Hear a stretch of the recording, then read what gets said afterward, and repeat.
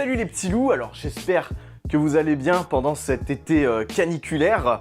Aujourd'hui, on va parler d'un de mes coups de cœur des hallucinations collectives 2017, même de mon coup de cœur. Si vous m'avez un petit peu suivi sur les réseaux sociaux, vous savez déjà de quel film il s'agit. Si vous n'êtes pas trop con non plus parce que aussi vous avez vu la miniature, c'est vrai. C'est donc Love Hunters, réalisé par Ben Young. Alors, Love Hunters, déjà, il faut voir que c'est un premier film. Donc, forcément, je vais avoir beaucoup moins d'attentes, je vais être un petit peu plus complaisant avec ce dernier parce que ben voilà, les premiers films méritent toujours d'être encouragés, surtout que celui-là est véritablement prometteur pour la carrière de ce monsieur. Alors l'histoire elle est plutôt très simple, ça se passe en Australie durant l'été 1987.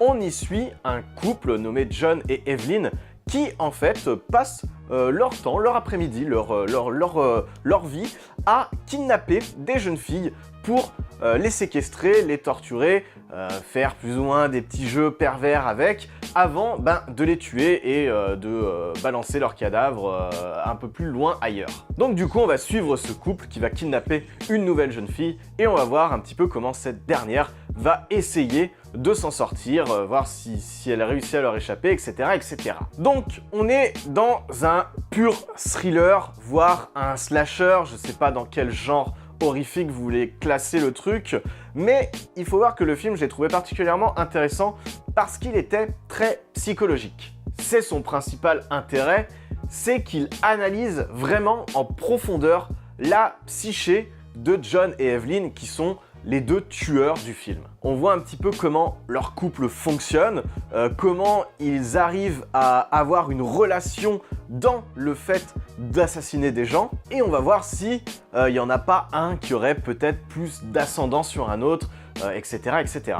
Je trouve le film intéressant parce qu'en fait, ça prend un petit peu le parti pris inverse de tous les genres de films qui s'attachent à des couples de tueurs, Bonnie and Clyde par exemple, Tueur né, où généralement ces gens-là en fait trouvent un certain bonheur dans le fait de commettre des crimes ou des meurtres. Généralement on a deux personnages qui sont complètement discordants de la société et qui vont trouver l'amour par le biais de cette discordance. C'est pas du tout le cas dans Love Hunters. Les deux personnages sont montrés de façon vraiment crédible. D'ailleurs, le film est inspiré d'un fait divers, a priori c'est une histoire vraie. Lui est montré vraiment comme un pur pervers narcissique, un homme médiocre, voilà, qui a des problèmes d'argent, qui a des histoires avec des dealers, qui se fait même un petit peu bolosser, et du coup, qui se servirait de cette, entre guillemets, passion pour tuer des jeunes filles, pour voilà, établir son caractère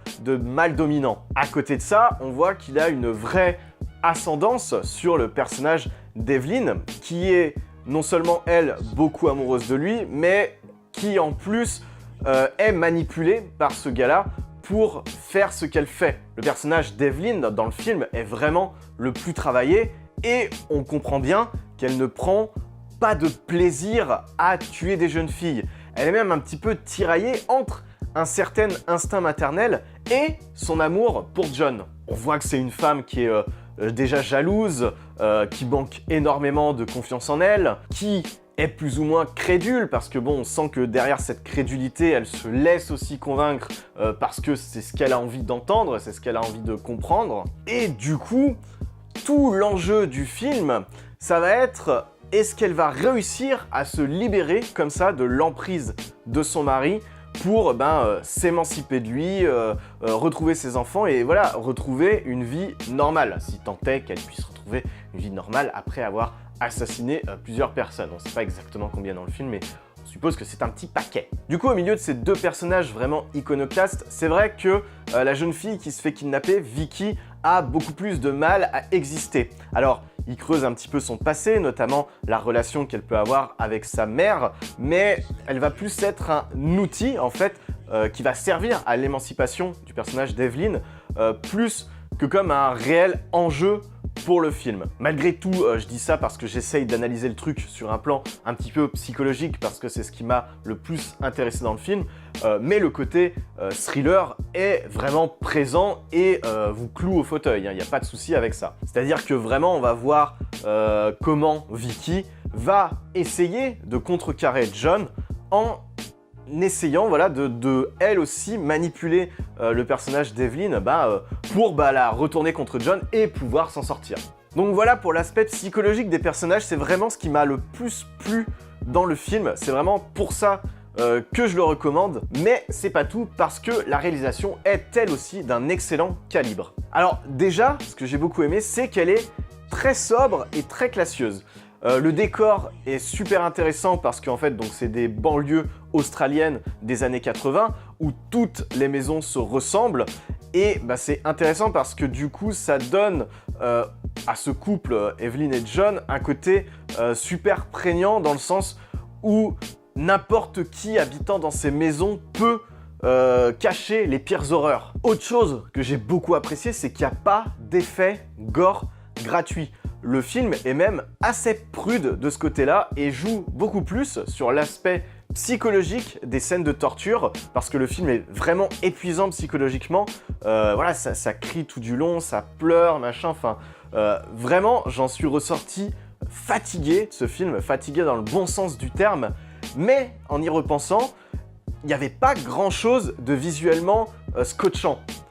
Parce que le film a l'intelligence de jouer sur le hors-champ, de jouer sur l'aspect psychologique de ce qui se passe plus que le montrer. Et du coup, ça donne vraiment un côté percutant finalement à l'histoire. Également, il y a aussi de très belles séquences en slow motion qui sont un petit peu des trucs de style pas véritablement nécessaires, mais que j'apprécie beaucoup déjà parce qu'elles sont très belles et parce que ça donne un aspect un petit peu éthéré à l'histoire. Le film se passe donc pendant un été, c'est vraiment brûlant, on ressent vraiment toute la chaleur. D'ailleurs, c'est très marrant que le film sorte en plein mois de juillet, là, je veux dire, avec la canicule. Si vous allez le voir dans une salle pas trop climatisée, waouh, vous allez sentir l'ambiance étouffante du truc, ça va être vraiment stylé. Mais voilà, une réalisation que j'ai trouvée très sobre, très classieuse, tout en restant vraiment impactante. Du coup, comme je vous le disais, c'était un vrai coup de cœur ce film. C'était une séance que j'avais même pas programmée, je me suis retrouvé dedans un petit peu par la force des choses au dernier moment. Je regrette vraiment pas de l'avoir vu, je regrette vraiment pas de l'avoir découvert parce que j'ai été vraiment scotché du début à la fin quoi, sur mon fauteuil. On est vraiment happé en fait dans le récit, on est avec ces personnages, on est autant avec Evelyn qu'avec le personnage de Vicky. C'est porté par un trio d'acteurs mais très compétents. Vraiment, je leur tire mon épingle parce que c'est presque un huis clos, ça l'est pas vraiment, mais voilà, c'est surtout ces trois acteurs qui se démarquent et qui font tout le film. Et vraiment, on se prend d'empathie pour ces trois personnages, même s'il y en a qui vont nous répugner plus que d'autres, mais ça fonctionne vraiment à plein tube. Donc voilà, pas grand chose à vous dire de plus sur Love Hunter, si ce n'est que vraiment, il faut aller le voir au cinéma, c'est une petite sortie, c'est un premier film, donc c'est super cool d'aller encourager ce genre de choses, qui plus est, quand elles ont cette tenue-là. Voilà, ce sera tout pour cette vidéo. Comme d'habitude, si vous avez vu le film, n'hésitez pas à venir en discuter dans les commentaires. Si la chronique vous a plu, vous pouvez aller prêcher la bonne parole en la partageant sur les réseaux sociaux. Moi, d'ici qu'on se retrouve, j'espère que vous aurez vu plein de bonnes choses. Je vous dis ciao ciao et bye bye.